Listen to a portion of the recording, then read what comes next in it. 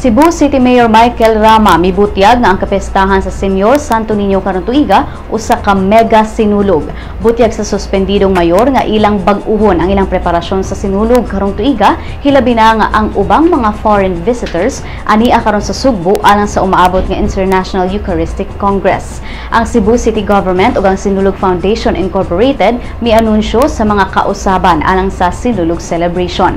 Usa niini mao ang wala nay tugutang street parties sa carousel route.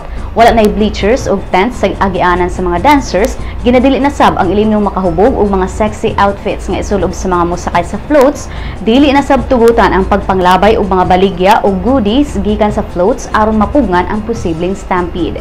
Sigon ni Acting Mayor Edgardo Labella nga adunay task force carousel ang mosiguro nga walay makabalda sa ruta sa Grand Parade. Ang City Health Department magmonitor ug mosusi sa mga pagkaong ibaligya sa mga food stalls ato sa Sinulog, ug ang Department of Engineering and Public Works muhipos sa mga nagbitay nga mga electric wire sa ruta sa Grand Parade aron walay float nga masangit niini.